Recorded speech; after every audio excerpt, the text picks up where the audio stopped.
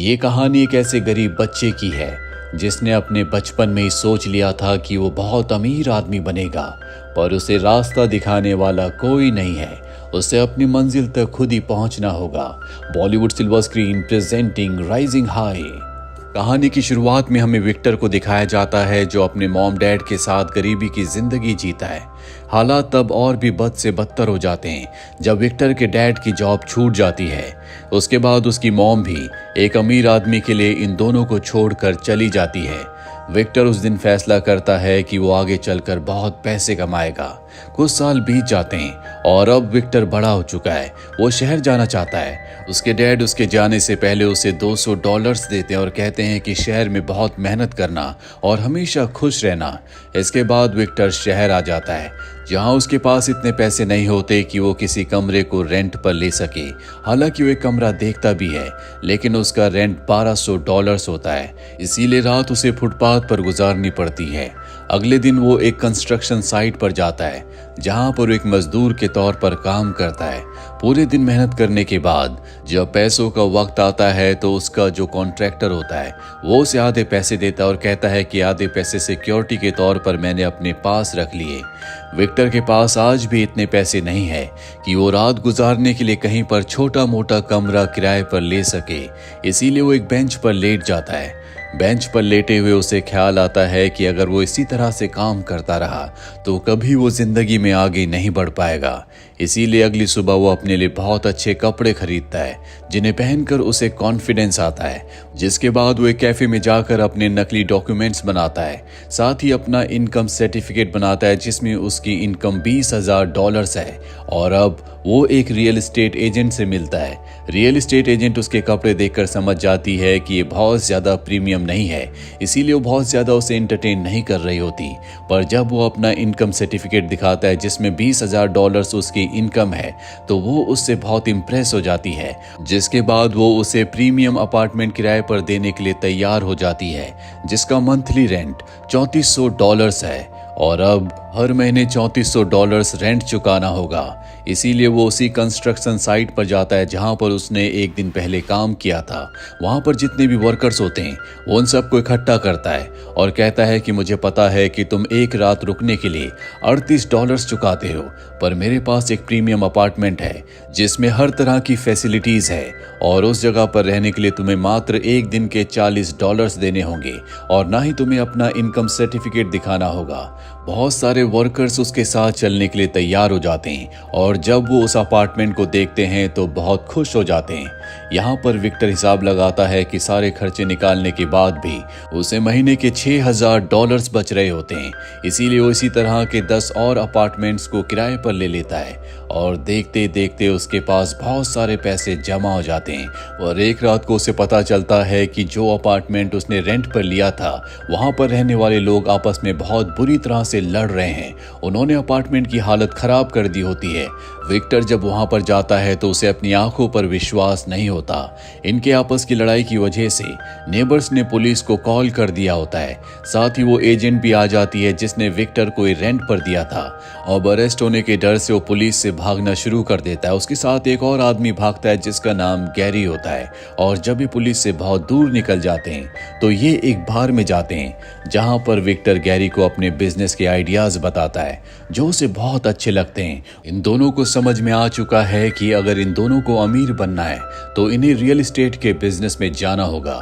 ये एक ऑक्शन में जाते हैं जहां पर प्रॉपर्टी नीलाम हो रही होती है, पर ये ज्यादा ऊपर बोली नहीं लगा पाते क्योंकि इनके पास लिमिटेड पैसे हैं। इसीलिए दोनों के दोनों वहां से बाहर निकल जाते हैं जहां पर बाहर एक गार्ड को देखते हैं और अब विक्टर गार्ड से बात करता है। वो कहता है कि हम तुम्हें कुछ पैसे देंगे लेकिन अगले ऑक्शन में तुम्हें हमारी मदद करनी होगी। गार्ड इनकी बात मान जाता है। अब ये अगले ऑक्शन में जाते हैं जहां पर इनके जैसे और भी बहुत सारे लोग प्रॉपर्टी खरीदने के लिए आए होते हैं। गार्ड उन सबको एक दूसरे कमरे में ले जाता है जहां पर ऑक्शन नहीं हो रही होती और ये दोनों के दोनों उस कमरे में चले जाते हैं जहां पर ऑक्शन होती है।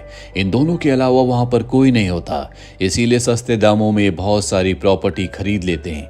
अगली ऑक्शन एक बहुत बड़ी बिल्डिंग की होती है जिसकी कीमत होती है $3.5 लाख। इतने पैसे इनके पास नहीं है, लेकिन फिर भी विक्टर बिडिंग करता है और 3.5 लाख में उस 20 फ्लोर की बिल्डिंग को खरीद लेता है। 7 दिनों में इन्हें पैसे चुकाने होंगे, वरना इनके हाथ से बिल्डिंग जाने के साथ साथ इनके ऊपर बहुत बड़ा फाइन भी लगेगा। गैरी विक्टर से पूछता है कि हम इतने पैसे कहां से लाएंगे। वो कहता है कि हम बैंक से लोन लेंगे।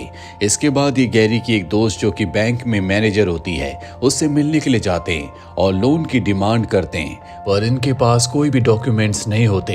इसीलिए बैंक मैनेजर पूछती है कि तुम्हारे पास सिक्योरिटी के लिए क्या है। विक्टर कहता है कि हमारे पास 20 फ्लोर्स की एक बिल्डिंग है और हर एक फ्लैट की कीमत, हर एक अपार्टमेंट की कीमत $3 लाख है, जिसका मतलब ये है कि उस पूरी बिल्डिंग की कीमत $6 मिलियन है। हालांकि ये सच नहीं होता, उन फ्लैट्स की, उन अपार्टमेंट्स की इतनी कीमत नहीं होती। बैंक मैनेजर जिसका नाम निकोल है वो इनकी बातों में आ जाती है। उसे लगता है कि अगर उसने इतना बड़ा लोन पास किया तो उसे भी प्रमोशन मिलेगा, इसीलिए वो इन्हें लोन दिलवा देती है। इसके बाद विक्टर गैरी के एक दोस्त की मदद से कुछ ऐसे लोगों के नंबर्स निकलवाता है जिन्हें प्रॉपर्टी में इन्वेस्ट करना होता है या जिन लोगों को प्रॉपर्टी खरीदनी है। इसीलिए उन सब क्लाइंट्स को अपनी प्रॉपर्टी पर बुलाते हैं, लेकिन उससे पहले ये खुद उस प्रॉपर्टी को देखने जाते हैं। जब ये अंदर जाते हैं तो इन्हें पता चलता है कि बिल्डिंग की हालत बहुत ज्यादा खराब है। अगर ये किसी क्लाइंट को इस बिल्डिंग को दिखाएंगे तो वो कभी यहाँ पर पैसों को इन्वेस्ट नहीं करेंगे। कल यहाँ पर सभी क्लाइंट्स को आना होता है, इसीलिए दोनों के दोनों अपने एक तीसरे साथी के साथ मिलकर खुद ही एक पूरे के पूरे अपार्टमेंट को पेंट करते हैं। पूरी रात काम करने के बाद इनका काम खत्म हो जाता है। अगली सुबह यहाँ पर सभी क्लाइंट्स आ जाते हैं। ये बहुत जोश के साथ अपने फ्लैट को, अपने अपार्टमेंट बिल्डिंग को उन लोगों के सामने प्रेजेंट करते हैं। सब लोगों को इनका उत्साह देखकर इन पर विश्वास हो जाता है, इसीलिए सब के सब डॉक्यूमेंट्स पर साइन कर देते हैं। यहाँ पर एक बूढ़ा आदमी भी होता है जो कहता है कि मैं इस अपार्टमेंट को खरीदने के लिए अपनी जिंदगी भर की कमाई लगा रहा हूँ। मैं अपने ग्रैंडसन को एक गिफ्ट देना चाहता हूँ। विक्टर कहता है कि आप चिंता मत करो, हम आपके साथ कोई भी स्कैम नहीं करेंगे। इनके सभी अपार्टमेंट्स बिक जाते हैं। इस तरह से बहुत अच्छा पैसा कमाते हैं। साथ ही जो लोन इन्होंने बैंक से लिया था उस लोन को भी ये चुका देते हैं, जिससे निकोल को भी प्रमोशन मिल जाता है। हालांकि विक्टर को और गैरी को पता है कि इन्होंने लोगों के साथ धोखा किया है, जिसके लिए इनके दिल में शुरू में गिल्ट भी आता है, पर पैसों की चकाचौंध में विक्टर सब कुछ भूल जाता है। साथ ही अब वो निकोल को डेट भी करता है, जिसके बाद ये दोनों के दोनों शादी कर लेते हैं। पर अब भी विक्टर की भूख नहीं मिटी, उसे बहुत अमीर बनना है। इसीलिए वो अपनी एक कंपनी शुरू करता है जो कि रियल एस्टेट की कंपनी है। इसके लिए वो एक बार फिर से निकोल की मदद से बैंक से लोन लेता है और अब वो एक बिलियनियर बन चुका है, जो कि उसका बचपन का सपना है। जैसा उसने सोचा था वैसा उसने कर दिया। अपने लिए रहने के लिए बहुत बड़ा घर खरीदता है, अपने पिता को एक लग्जूरियस गाड़ी देता है और इसके बाद वो एक बहुत महंगा नेकलेस लेकर अपनी मॉम के पास जाता है। उन्हें नीचा दिखाना चाहता है। वो कहता है कि आपने मुझे और मेरे डैड को पैसों के लिए छोड़ दिया था। उसकी मॉम ये सुनकर हैरान हो जाती है। वो कहती है कि तुम्हें शायद कोई गलतफहमी हुई है, मैंने कभी तुम्हें और तुम्हारे डैड को पैसों के लिए नहीं छोड़ा, बल्कि इस इंसान से जिससे मैंने शादी की, मुझे उससे सच में प्यार हो गया था। वो उसके नेकलेस को भी एक्सेप्ट नहीं करती। सच्चाई जानने के बाद विक्टर को बहुत दुख होता है। दरअसल आज तक उसने जो भी पैसे कमाए थे वो अपनी मॉम को नीचा दिखाने के लिए कमाए थे, पर जो भी उसका परसेप्शन था वो पूरा का पूरा गलत था। इसीलिए वो बहुत ज्यादा फ्रस्ट्रेट हो जाता है और ये भी तय करता है कि अब वो जितना पैसा उसके पास है उससे कई गुना ज्यादा पैसे और कमाएगा। इसीलिए वो एक इंश्योरेंस कंपनी को खोलता है, जिसके लिए वो बहुत सारे एम्प्लॉयज को हायर करता है। साथ ही अब वो अपनी फैमिली प्लानिंग भी करना चाहता है। जो नेकलेस उसने अपनी मॉम के लिए लिया था, जो कि बेशकीमती है, वो अपनी वाइफ निकोल को दे देता है। जब गैरी को ये बात पता चलती है तो गैरी कहता है कि तुम्हें ऐसा नहीं करना चाहिए था। निकोल मेरी बचपन की दोस्त है, वो मनी माइंडेड है, पैसा ही उसके लिए सब कुछ है, और वो गैरी की बात नहीं मानता। वो निकोल से सच्चा प्यार करता है। कुछ साल इसी तरह से बीत जाते हैं। विक्टर की जिंदगी में सब कुछ अच्छा चल रहा होता है। उसने बहुत सारे पैसे बना लिए हैं और एक दिन जब वो गैरी के साथ अपने ऑफिस में गेम खेल रहा होता है, तभी उसकी फाइनेंशियल एडवाइजर वहां पर आती है और बताती है कि हमारी कंपनी के जो अकाउंट्स हैं वो टैक्स अथॉरिटी के पास गए हैं। उनके मुताबिक हमने $मिलियन के टैक्स नहीं भरे, जल्दी हमें वो टैक्स भरने होंगे, वरना हमारी कंपनी के ऊपर बड़े बड़े लीगल एक्शंस लिए जाएंगे। ये बात सुनकर विक्टर और गैरी दोनों के दोनों परेशान हो जाते हैं। दरअसल विक्टर ने जितने भी पैसे कमाए थे वो सब पैसे उसने घर खरीदने में और महंगी महंगी गाड़ियां खरीदने में लगा दिए थे। इसीलिए भागकर वो अपने घर जाता है, जहां पर उसकी वाइफ निकोल उसके बच्चे के साथ होती है। वो निकोल से कहता है कि जो नेकलेस मैंने तुम्हें दिया था वो कहाँ पर है। निकोल उसकी बात का कोई जवाब नहीं देती। दरअसल वो नेकलेस अब घर पर नहीं है और ना ही निकोल उसे बताती है कि वो नेकलेस कहाँ पर है। यहाँ पर उसे गैरी की बात याद आती है, इसीलिए वो गैरी के पास जाता और उससे पैसों की डिमांड करता है। गैरी कहता है कि तुम मेरी सारी सेविंग्स को टैक्स में भरना चाहते हो। विक्टर कहता है कि नहीं, मैं टैक्स में नहीं भरना चाहता, बल्कि मैं उन पैसों से और भी प्रॉपर्टी खरीदना चाहता हूँ। मैं अपने काम को बढ़ाना चाहता हूँ। और अब ये ऐसे ही करते हैं, ये अपनी कंपनी की, अपनी प्रॉपर्टी की एड को टीवी पर भी रन करते हैं, साथ ही अलग अलग शहरों में और भी प्रॉपर्टीज को खरीद लेते हैं। इन्होंने अपना सारा पैसा बिजनेस में लगा दिया है। इनके पास एक भी पैसा नहीं बचता और इन दोनों को पूरा विश्वास है कि इनके नए प्रोजेक्ट से इन्हें बहुत फायदा होगा।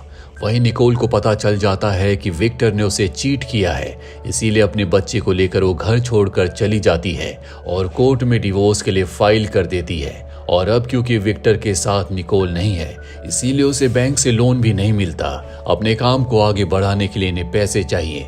विक्टर के पास बहुत प्रॉपर्टी तो है, लेकिन उसके बिहाव पर भी उसे कोई पैसा नहीं मिल सकता, क्योंकि वो सारी की सारी प्रॉपर्टी निकोल के नाम है।